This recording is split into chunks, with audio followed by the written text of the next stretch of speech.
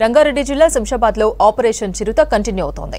4 రోజులుగా చిరుతను పట్టుకునేందుకు ప్రయత్నాలు చేస్తున్నారు అధికారులు. ఎయిర్పోర్టు పరిసర గ్రామాల్లోనే చిరుత తిరుగుతున్నట్టు సీసీ కెమెరాల్లో రికార్డైంది. 1-2 రోజుల్లోనే చిరుతను బంధిస్తామంటున్నారు అటవీశాఖ అధికారులు.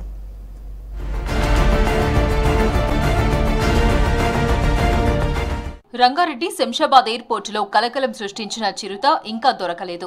దీన్ని పట్టుకునేందుకు 5 బోన్లు, 25 సీసీ కెమెరాలు ఏర్పాటు చేశారు. బోనులో మేకలను ఎరగా వేశారు. అయితే బోన్ల దగ్గరకు వస్తున్న చిరుత అందులోకి వెళ్లకుండా తిరిగి వెళ్లిపోయినట్టు సీసీ కెమెరాల్లో రికార్డయ్యాయి. చిరుత ఒకే ప్రాంతంలో సంచరిస్తుందని, అన్ని ట్రాప్ కెమెరాల్లో చిరుత సంచరిస్తున్న దృశ్యాలు నమోదయ్యాయన్నారు ఫారెస్ట్ అధికారులు.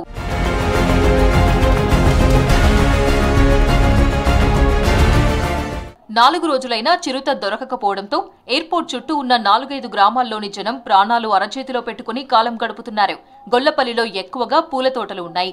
పొద్దున తోటలకు వెళ్లడానికి భయంగా ఉందన్నారు రైతులు. 2 గంటల రాత్రి వస్తారు. 5 మందిని తోలుకొని పూలు తెంపనీకి వస్తాం. ఇక్కడ రైతులు అందరు కూడా పిరం పూలు ఉన్నాయి. ఇవి ఈ పూలు తెంపుకొని కూడా రాలేకపోతారు. ఇంకోటి 40 ఊర్లకు రన్వే ఇది. మన శంషాబాద్ నుంచి మనసన్పల్లి, కొల్లపడకల్, ఇక్కడ బోరన్ల, గట్టుపల్లి అన్ని ఊర్లకు ఇదే రన్వే. పబ్లిక్ పోయే ఏరియా చిరుతపూలు ఇప్పటికి 5 సార్లు ఇట్లానే వచ్చిందని అంటారు. మళ్ళీ ఇప్పటి వరకు ఫారెస్ట్ అధికారులు ఏం చేస్తారు, పట్టుకోలేకపోతారు. ఎందుకో అంత నిర్లక్ష్యం ఎందుకు చేస్తారో అర్థమవుతుంది. ప్రాణాపాయం జరగకముందుకే పట్టుకోవాలని తక్షణమే ఖండిస్తున్నాను నేను.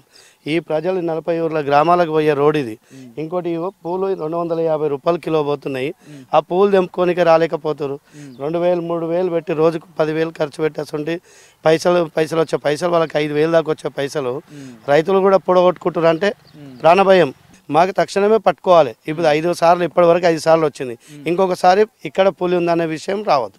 ఇటు ఓలన్నా కానీ మాకు భయంతో పోతున్నాం. ఇప్పుడు ఎవరైనా మా ముందు వెనుక వెహికల్ పోతుంటేనే వాళ్ళు ఎప్పుడు ఫాలో అయిపోతున్నాం. అంతేగాని మా సొంత నిర్ణయంగా పోనీకే మాకు భయపడుతున్నాం.